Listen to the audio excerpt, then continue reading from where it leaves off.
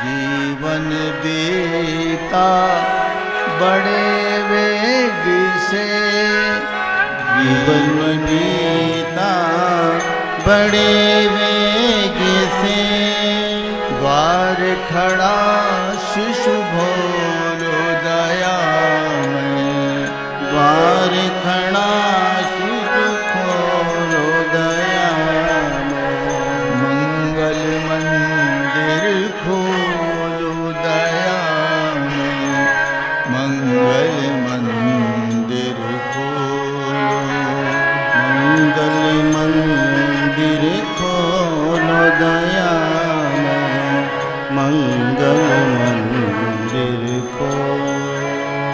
मिटा अंधेरा ज्योति प्रकाशित, मिटा अंधेरा ज्योति प्रकाशित, शिशु को गोद में ले लो दया में, शिशु को गोद में ले लो दया में, मंगल मंदिर खोलो दया में, मंगल मंदिर खोलो, मंगल मंदिर खोलो दया में, मंगल मंदिर खोलो। नाम तुम्हारा रटा निरंतर, नाम तुम्हारा रटा निरंतर, बालक से प्रिय बोलो दया में, बालक से प्रिय बोलो दया में, मंगल मंदिर खोलो दया में, मंगल मंदिर खोलो, मंगल मंदिर खोलो दया में, मंगल मंदिर खोलो। दिव्य आशीष से आया बालक, दिव्य आशीष से आया बालक, प्रेम अमीय रस घोलो दया में, प्रेम अमीय रस घोलो दया में, मंगल मंदिर खोलो दया में, मंगल मंदिर खोलो, मंगल मंदिर खोलो दया में, मंगल मंदिर खोलो दया में, मंगल मंदिर खोलो दया में, मंगल मंदिर खोलो। भाइयों और बहनों, इसके साथ एक सामूहिक उपासना का क्रम भी होगा। सामूहिक गायत्री महामंत्र का उच्चारण सब लोग करेंगे। सबसे पहले हम अपने परम पूज्य गुरुदेव माता जी का आह्वान करते हैं, फिर एक बार गायत्री माता का आह्वान करेंगे और गायत्री महामंत्र का 12 बार उच्चारण करेंगे। गुरुदेव का जो इन कण कण में व्याप्त हैं, लेकिन इस विशेष इस शोक सभा श्रद्धांजलि सभा में हम उनका आह्वान करते हैं। ओम गुरुर्ब्रह्मा गुरुर्विष्णु गुरुरेव महेश्वरः, गुरुरेव परब्रह्म तस्मै श्री गुरुवे नमः। अखण्डमण्डलाकारं व्याप्तं येन चराचरं, तत्पदं दर्शितं येन तस्मै श्री गुरुवे नमः। ओम श्री गुरुवे नमः। आवाहयामि स्थापयामि। परम युग शक्ति गायत्री माता का आवाहन। ओम आयातु वरदे देवी त्र्यक्षरे ब्रह्मवादिनी गायत्री छन्दसां मातः ब्रह्मयोनिर्नमोऽस्तुते। ॐ श्री गायत्र्यै नमः। आवाहयामि स्थापयामि ध्यायामि। 12 बार गायत्री महामंत्र का स्वस्वर उच्चारण करेंगे। ॐ भूर्भुवः स्वः तत्सवितुर्वरेण्यं भर्गो देवस्य धीमहि धियो यो नः प्रचोदयात्। ॐ भूर्भुवः स्वः तत्सवितुर्वरेण्यं भर्गो देवस्य धीमहि धियो यो नः प्रचोदयात्। ॐ भूर्भुवः स्वः तत्सवितुर्वरेण्यं भर्गो देवस्य धीमहि धियो यो नः प्रचोदयात्। ॐ भूर्भुवः स्वः तत्सवितुर्वरेण्यं भर्गो देवस्य धीमहि धियो यो नः प्रचोदयात्। हमारे मंच पे उपस्थित हमारे श्रद्धेय वरिष्ठ भाइयों और सत्र में आए हुए हमारे भाइयों और बहनों, आज एक ऐसा अवसर है जब हम लोग श्रद्धांजलि सभा में एकत्र हुए हैं गुणों का निवेदन करने, उनको पुण्य स्मरण करने, जो कि अब हमारे बीच नहीं रहे। लेकिन खैर ऐसे लोग जाते तो हैं, लेकिन उनके गुणों की सुगंध धरती पर विद्यमान रहती है। देश के युवाओं में, देश के छात्रों छात्राओं में प्रेरणा के स्रोत। तो आज हमारे वरिष्ठ भाइयों को हम लोग 3 ही वरिष्ठ भाइयों को हम लोग अभी बुलाएंगे, फिर उनके ऊपर एक फिल्म दिखाई जाएगी। हमारे देव संस्कृति विश्वविद्यालय में वो आए थे और उन्होंने मार्मिक व्याख्यान दिया था। फिर उनके बारे में एक साहित्यकार ने बहुत लंबा वो दिया है, गुलजार साहब ने, उसमें से 10-15 मिनट का चयन करके वो दिखाया जाएगा। लेकिन हम आह्वान करते हैं हमारे आदरणीय केसरी कपिल बाबू जी का कि वे श्रद्धांजलि के 2 शब्द स्वर्गीय कराम जी के लिए कहें।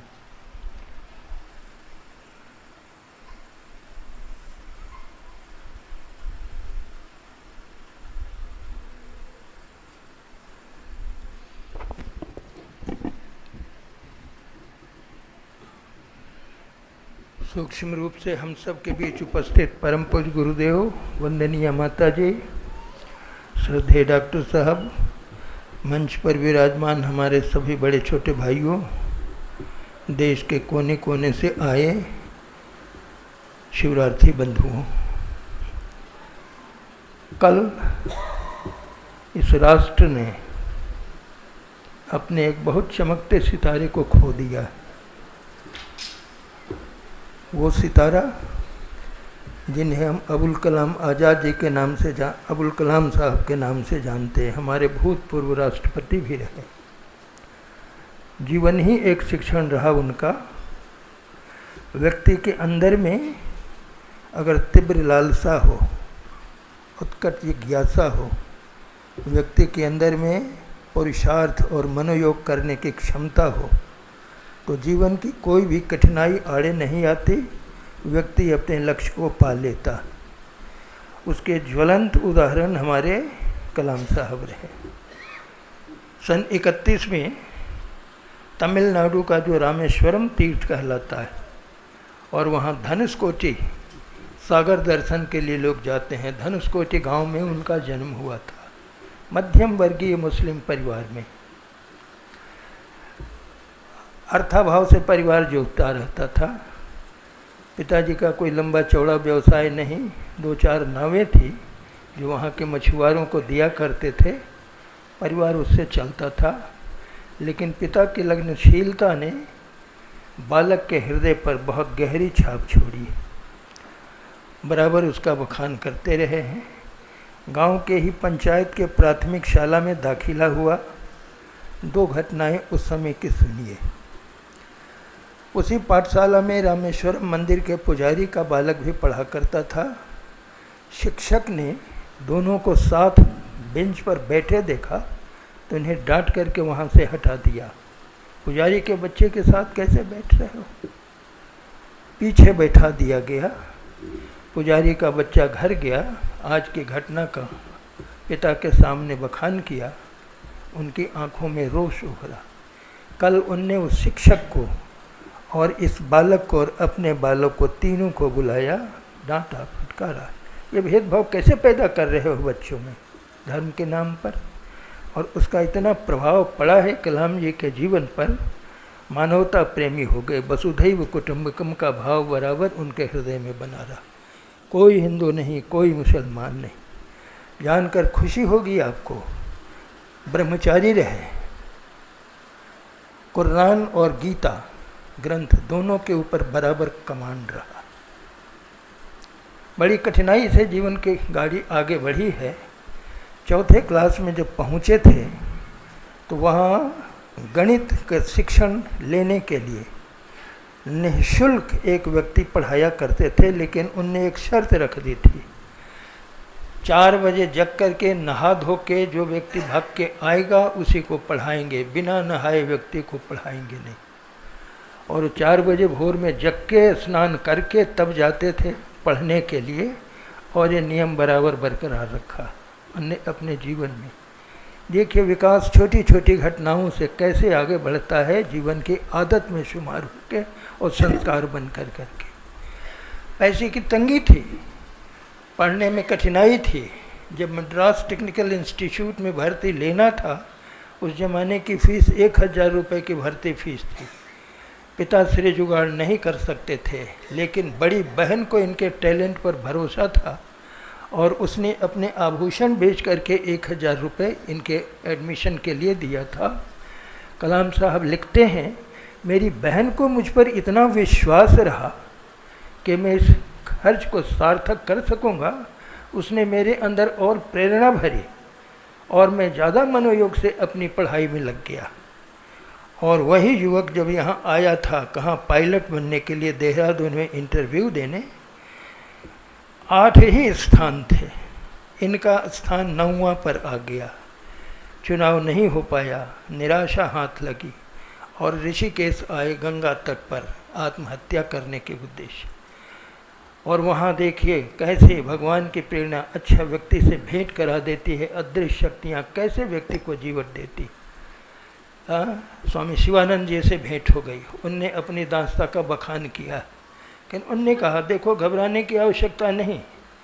अगर ख्वाहिश दिली हो, विचारों में पवित्रता हो, शिद्दत हो, तो व्यक्ति अपने लक्ष्य पर पहुंच सकता है, कोई कठिनाई नहीं। और एक सूत्र बताया है, व्यक्ति जब सोता है, उसका दिमाग जब रेस्ट में जाता है, तो विचारणा की शक्ति बाहर निकल करके आसमान में अंतरिक्ष तक के व्यक्ति विचरण करती है और वहाँ की शक्तियों को समेट के ला करके फिर पुनः प्रवेश कर जाती है। उसके विचारों में फिर और तीव्रता आती है। ये तो पायलट की उड़ान तो क्या, आकाश से भी ज़्यादा ऊंचा उड़ने की हिम्मत करो। और देखिए कहाँ से कहाँ तक के वो पहुँचते चले गए। एक नन्हा सा परिवार में पैदा हुआ व्यक्ति वैज्ञानिकता के फील्ड में कितना आगे तक के बढ़ सके, उसके आधार पर उन्हें पद्मश्री का पुरस्कार दिया गया था। सन 98 में हमारे यहाँ जो पोखरण का परमाणु परीक्षण हुआ, उसमें उनका बहुत बड़ा सहयोग रहा था। बहुत अच्छे हम लोगों के प्रेरणा के लिए राष्ट्रपति चुने गए। एक टर्म पूरा हुआ, दोबारा फिर उनके लिए प्रयास हुआ। उन्होंने कहा ना, अब मैं तो अपने बच्चों के बीच में जाऊंगा, उनमें प्रेरणा भरूंगा, प्रकाश भरूंगा। और 2020 का जो विजन हमारे सामने हिंदुस्तान का उज्जवल नज़ारा देख रहा हूं, उसके लिए मैं प्रतिभाएं तैयार करने में अपनी शक्ति सामर्थ्य लगा दूंगा।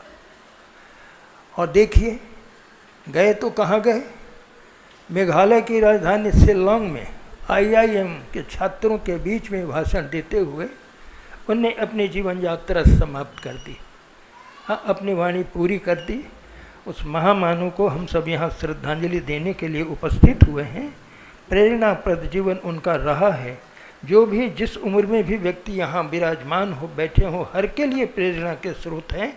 हमारे परम पूज्य गुरुदेव जो कहा करते थे, व्यक्ति की लगनशीलता, व्यक्ति का मनोयोग, व्यक्ति का पुरुषार्थ अगर हो तो बाह्य जगत की कठिनाइयाँ कहीं आड़े नहीं आ सकती हैं। हर फील्ड में व्यक्ति सफलता प्राप्त कर सकता है। उसका एक जीता जागता नमूना कलाम जी, वो हमारे बीच में नहीं रहे हैं। हम सब उनको श्रद्धांजलि देने पहुँचे हैं। उनकी शांति सद्गति उनके जीवात्मा को मिले, इसके लिए प्रार्थना करते हैं। अपनी बात समाप्त करते हैं। आदरणीय वीरेश्वर उपाध्याय भाई साहब।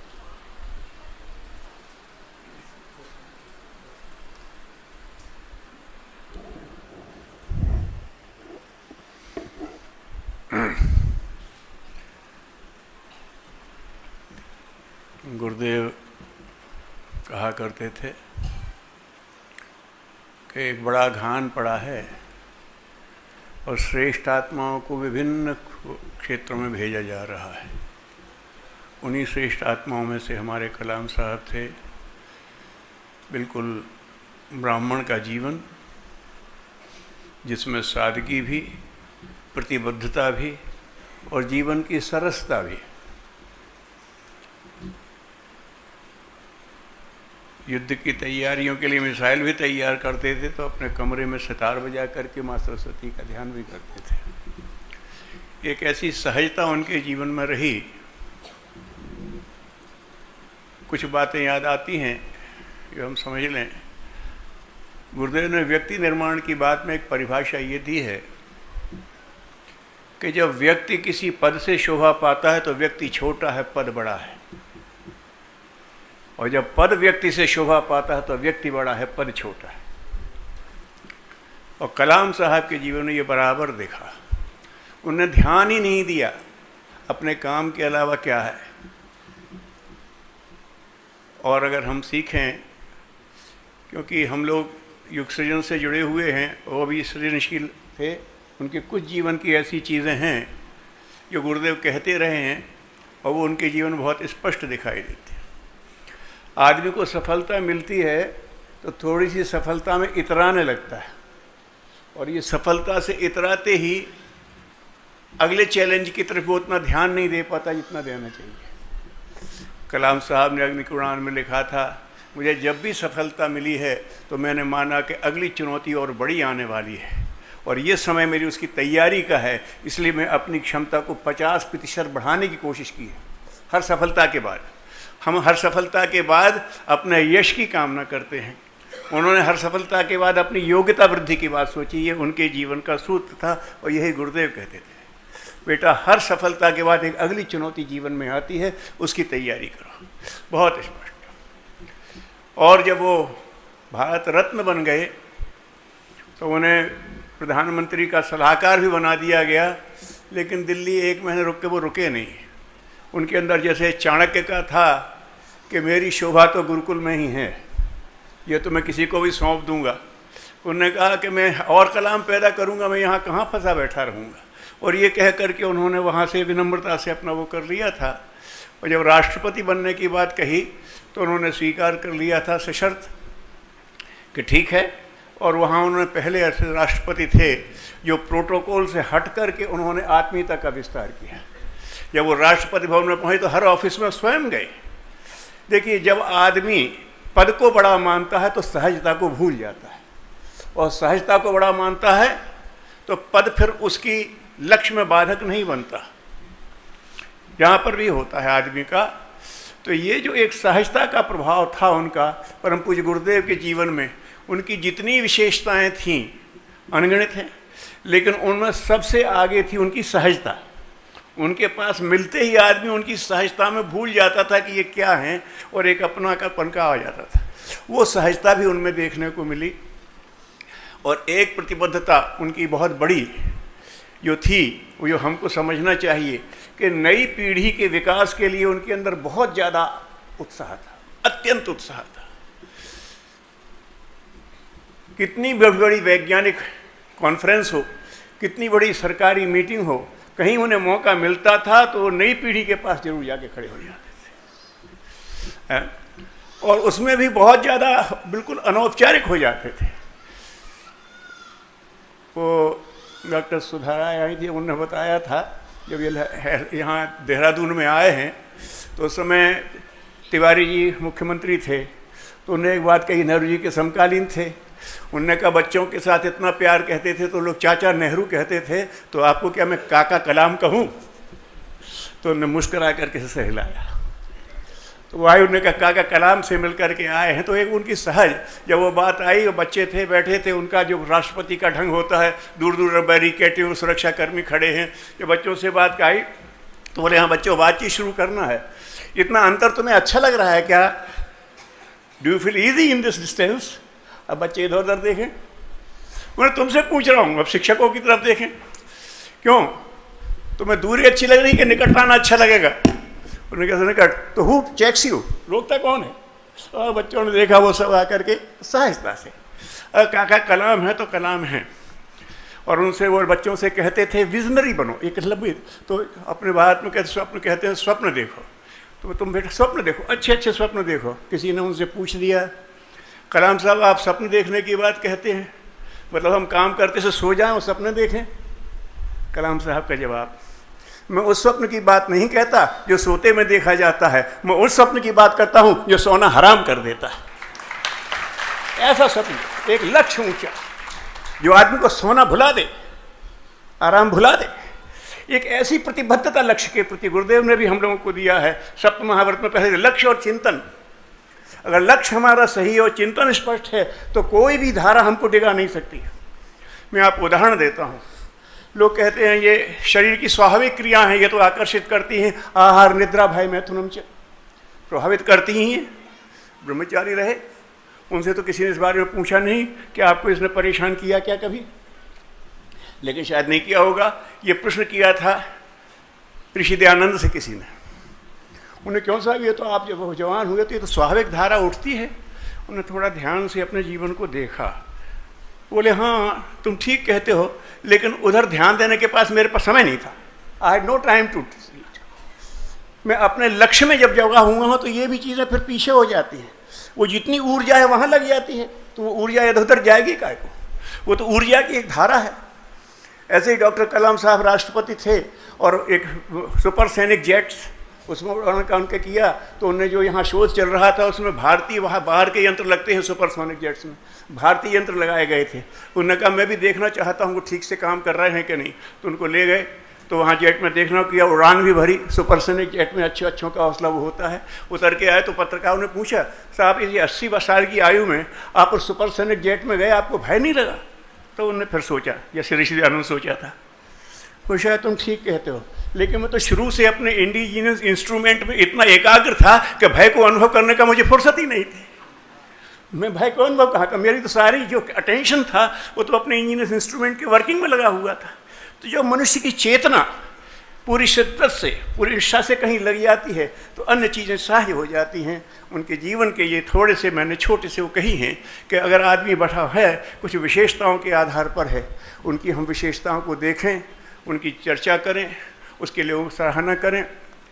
वो भारत रत्न होते हुए भी, भारत के पहले नागरिक राष्ट्रपति होते हुए भी उनने कभी नहीं कहा मैं तो बहुत व्यस्त हूँ, मैं नई पीढ़ी पे कहाँ समय दे सकता हूँ।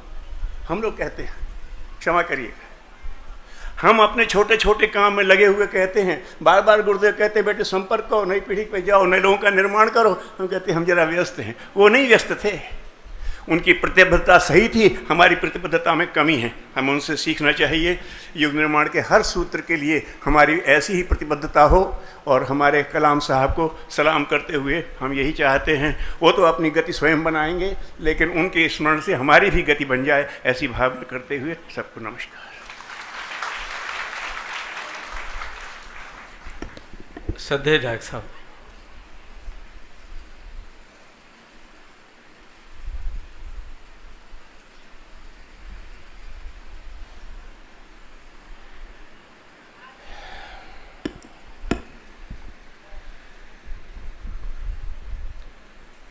परम पूज्य गुरुदेव, परमन्य माता जी की उपस्थिति, आज हम जिस महामानव को याद करने के लिए इकट्ठे हुए हैं, उस महामानव को याद करके आज पूरा भारत रोया है।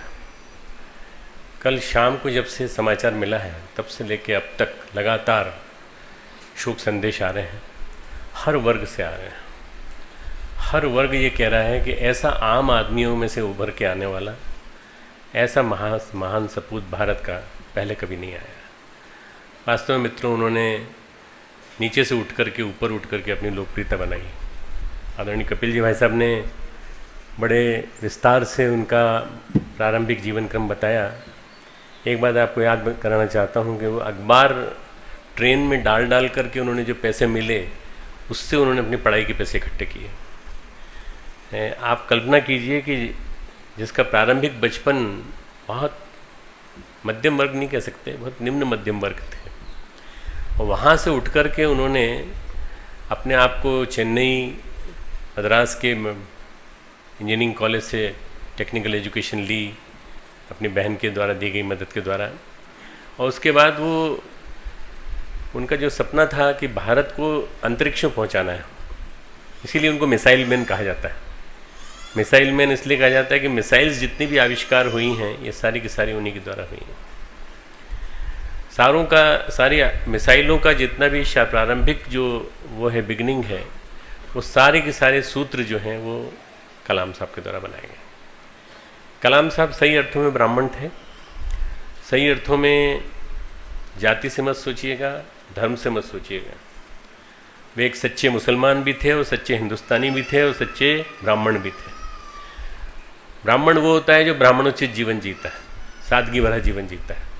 उनके साथ एक ब्रीफकेस चला करता था जो बहुत पुराना था। लोगों ने बदलने की कोशिश बहुत बार की, पर उन्होंने नहीं बदलने दिया। उस ब्रीफकेस में एक लुंगी रहती थी और एक नीले रंग की उनकी पैंट और एक थोड़ा सा ग्रे कलर का उनका शर्ट, बस ये इतना सामान और थोड़ा दाढ़ी बनाने का सामान इतना रहता था, और यही उनके साथ चलता था। बाकी कुछ कागज़ होते थे, 8-10 कागज़।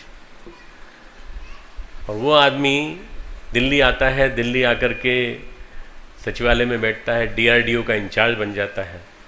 और DRDO का इंचार्ज बनने के बाद लोग कहते हैं कि अब तो ये ब्रीफकेस हटा दीजिए, दूसरा ब्रीफकेस ले लीजिए। बोले मुझे ज़रूरत ही नहीं है, मेरी आवश्यकता ही नहीं है, मेरे पास जितना चाहिए। मुझे रात को सोना होता है तो लुंगी पहन के सो जाता हूँ जहाँ जाता हूँ।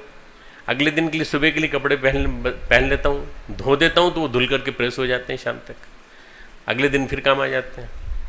मित्रों, आदमी की आवश्यकता कितनी है, ब्राह्मण का जीवन कैसा होना चाहिए, ये हमें कलाम साहब से सीखना चाहिए।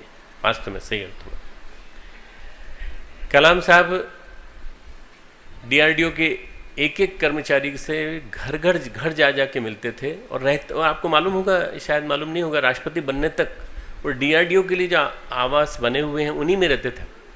जबकि भारत रत्न मिल चुका था, पद्म भूषण, पद्म विभूषण, पद्मश्री, पद्म भूषण, पद्म विभूषण तीनों मिल चुके थे। इसके बावजूद भी वो आम आदमी की तरह से रहे। और जब राष्ट्रपति भवन पहुंच गए तो उसको आम आदमियों के लिए बना दिया, आम कि आइए आप लोग भी आइए, सब लोग आइए, सबके आने के लिए। उन्होंने ऐसे ही उसमें गए, अंदर गए, भोजनालय में गए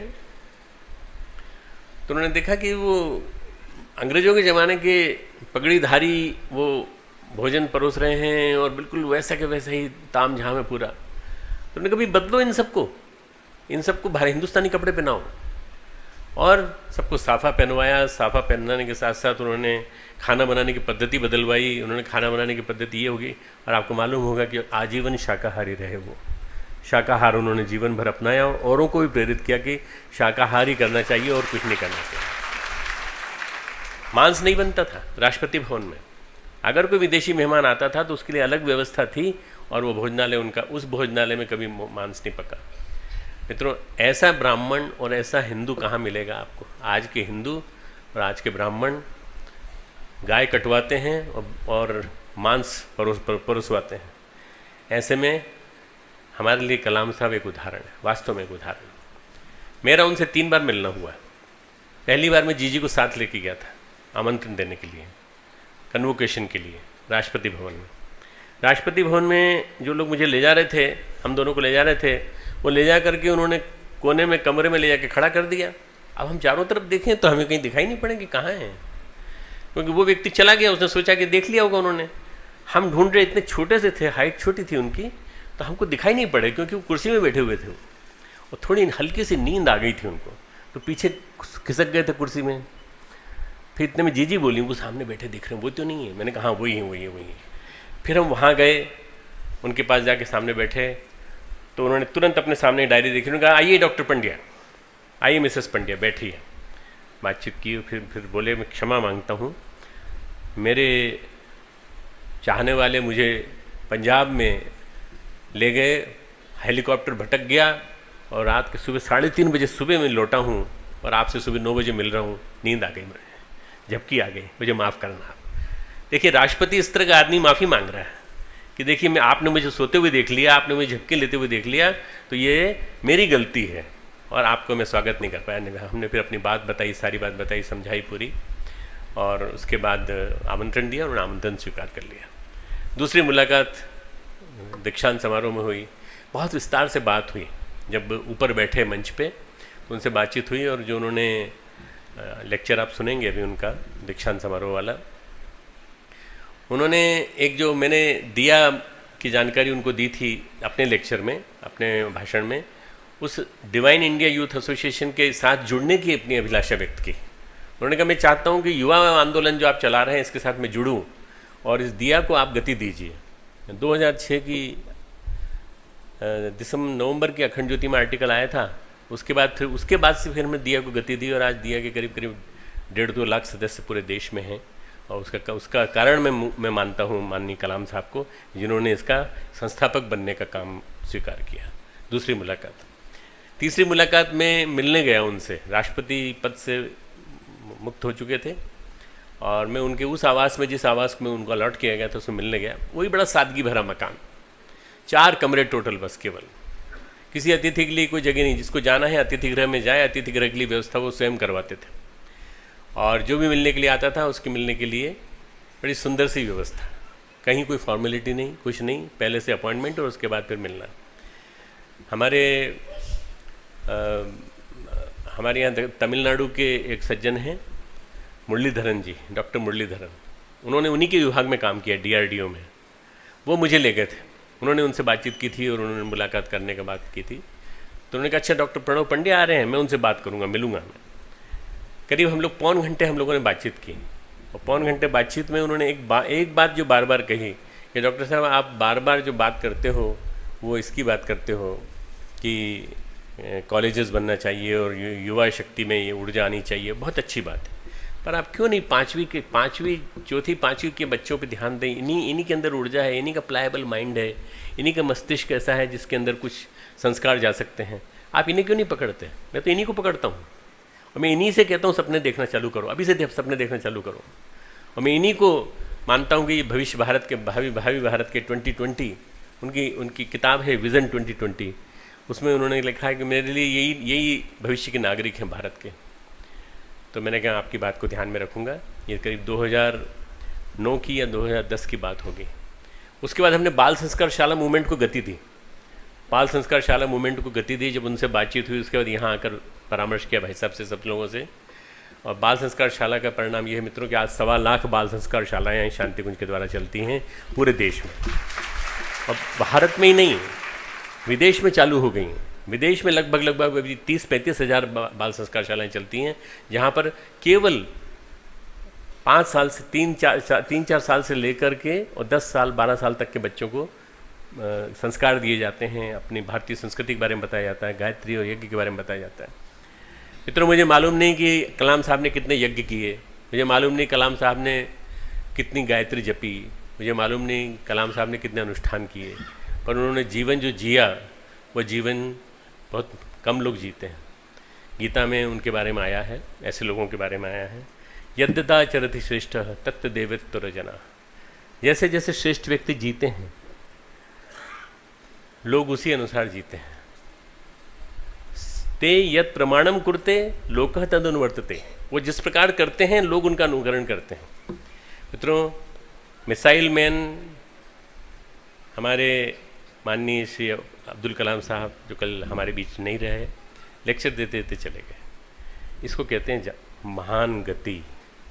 जिस काम के लिए आए थे, संदेश देने के लिए आए थे, लोगों को बताने के लिए आए थे कि क्या करना चाहिए, जीवन को कैसे जीना चाहिए, वो बताते बताते बस उनका फोटो, अंतिम फोटो आया है उनका पोडियम से गिरते हुए नीचे। लेक्चर दे रहे थे, लेक्चर चालू था, 15-20 मिनट हो गए थे लेक्चर देते थे, वो अचानक हार्ट अटैक हुआ और वहीं के वहीं कोलैप्स कर गए। पर उस समय तुरंत मृत्यु नहीं हुई, हॉस्पिटल में मृत्यु हुई उनकी, हार्ट अटैक आया था उनका। और देखते देखते सबको पता चल गया, पूरे देश को पता चल गया। मित्रों, एक कवि ने बहुत सुंदर अभिव्यक्ति दी है, मैं उस कवि की अभिव्यक्ति सुनाना चाहता हूँ। आज समय का पहिया पीछे घूमा, पीछे सब कुछ छूट गया, एक सितारा भारत माता की आंखों का टूट गया। उसकी आंखें बंद हुईं, उसकी आंखें बंद हुईं तो पलकें कहीं निचोड़ गईं, सदियों तक न भर पाएगा वो खालीपन छोड़ गया। ना मजहब का पिछलग्गू था, ना गफलत में लेटा था, वो अब्दुल कलाम तो केवल भारत माँ का बेटा था। बचपन से ही खुली आंख से सपने देखा करता था, नाविक का बेटा हाथों में 7 समंदर भरता था। क्या गजब की बात लिखी देखिए। था बंदा इस्लाम का, लेकिन कभी न ऐठा करता था, जब जी चाहा संतों के चरणों में बैठा करता था।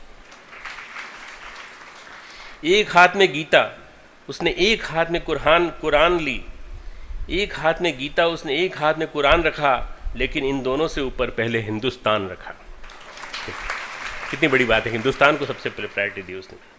नहीं शरीयत में उलझा, अपनी कीमत भांप गया, कलम उठाकर अग्निपंख से अंतरिक्ष को नाप गया। मित्रों, जो उनकी पहली किताब है अग्नि की उड़ान, अग्निपंख से अंतरिक्ष को माप गया। आज हम अगर अंतरिक्ष में बैठे हैं, आज हम मंगल ग्रह पे पहुंचने की बात कर रहे हैं, तो केवल कलाम साहब की वजह से, और ये भारत को पहुंचाने का काम उन्होंने किया है। मित्रों, आगे वो लिखते हैं, दाढ़ी टोपी के लफड़ों में नहीं पड़ा वो, दाढ़ी होनी चाहिए कि नहीं, टोपी होनी चाहिए कि नहीं, अलमस्त रहा। मैंने यहाँ आए तो मैंने पूछा कन्वोकेशन में, जब वो ड्रेस बदल रहे थे, यूनिफॉर्म बदलते हैं तो हम दीक्षांत के लिए नई ड्रेस देते हैं, तो उन्होंने कहा ये दे दो आप बस केवल। मैंने कहा साफा पहनेंगे, पगड़ी सबके लिए आप भी पहने। बोले नहीं, मेरे ये जो बाल जो है ना ये बहुत अच्छे हैं, यही मेरी पगड़ी है, आप कोई दूसरी नकली पगड़ी मत पहनाओ मुझे, इसी में मेरी शोभा, लोग मुझे इसी से पहचानते हैं।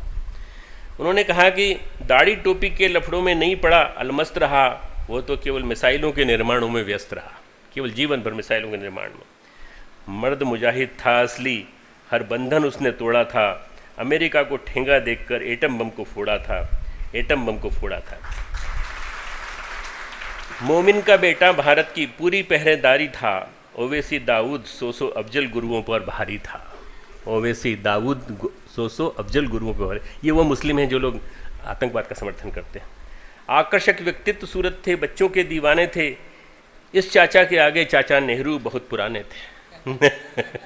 अब देखिए, आपकी भाई साहब ने कहा ना कि काका कलाम कहें, वास्तव में काका कलाम कहें, कोई दिक्कत नहीं। हमारे घर का काका हमें बहुत ज़्यादा पसंद है, हम अपने काका को चाचा नहीं कहते।